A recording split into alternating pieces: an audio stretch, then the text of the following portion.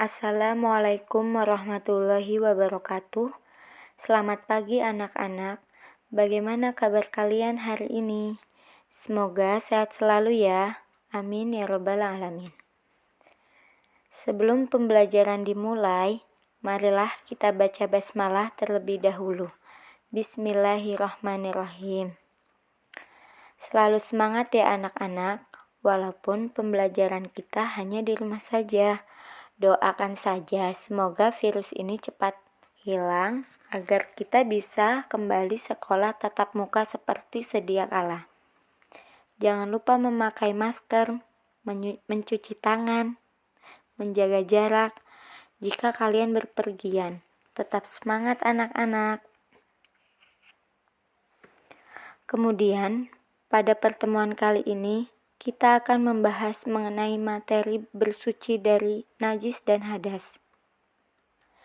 Materi yang akan kita bahas adalah pengertian najis, macam-macam najis, sifat pembagian bersuci, pengertian hadas, bagian-bagian hadas, dan cara mensucikan najis. Materi yang pertama yaitu pengertian najis. Menurut istilah, najis bisa diartikan suatu benda yang mengotori pakaian atau badan kita yang menghalangi sahnya ibadah kita kepada Allah. Najis adalah kotoran yang wajib oleh seseorang yang terkena olehnya.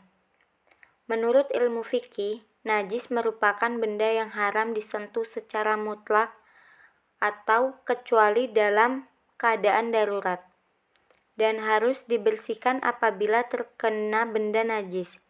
Najis harus dibersihkan karena menghalangi sahnya ibadah. Macam-macam najis. 1. Najis muhafafah atau najis ringan, yaitu najis yang berasal dari air seni atau air kencing bayi laki-laki yang umurnya belum genap 2 tahun dan belum makan sesuatu selain minum ASI.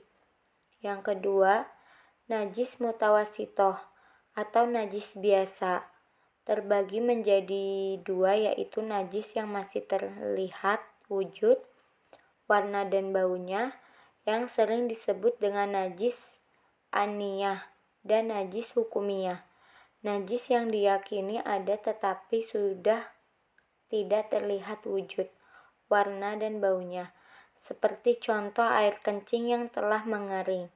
3. Najis muhalazah atau najis berat, berarti air liur anjing, air liur babi, dan lain-lain. Yang keempat, najis mafu adalah najis yang tidak wajib dibersihkan atau disucikan karena sulit dibedakan mana yang kena najis dan mana yang tidak kena najis. Seperti contohnya percikan darah atau nanah, terkena debu, terkena kotor yang tidak disengaja dan sulit dihindari. Rasulullah SAW bersabda, "Sesungguhnya Allah Maha Indah mencintai keindahan. Allah Maha Baik menyukai kebaikan. Allah Maha Bersih mencintai kebersihan. Karena itu bersihkanlah terus rumah kalian dan janganlah kalian seperti orang-orang Yahudi." Yang ketiga, jika dilihat dari sifat pembagiannya, bersuci dapat dibedakan menjadi 2 bagian, yaitu yang A. Najis aniyah adalah najis yang berwujud atau tampak, masih dapat dilihat dan dirasakan salah satu atau ketiga sifatnya, baik dalam warna, rasa, dan baunya. Yang B. Najis hukumiyah adalah najis yang tidak tampak, seperti bekas kencing. Yang keempat, pengertian hadas. Hadas secara bahasa berarti berlaku atau terjadi. Sedangkan menurut istilah syar'i, hadas berarti sesuatu yang menyebabkan seseorang harus bersuci. Hadas menurut istilah adalah suatu keadaan seseorang yang dianggap tidak suci menurut agama. Orang yang sedang berhadas berarti orang tersebut tidak suci, walaupun orang tersebut kondisi anggota badan seseorang yang mengakibatkan sholatnya dan ibadah yang lain tidak diterima oleh Allah Subhanahu wa Ta'ala. Yang kelima, hadas terbagi menjadi dua bagian, yaitu hadas kecil. Yang pertama, sesuatu yang keluar dari kubul atau dubur meskipun hanya angin. Yang kedua, bersentuhan langsung antara kulit laki-laki dan perempuan yang sudah balik atau bukan muhrim. 3.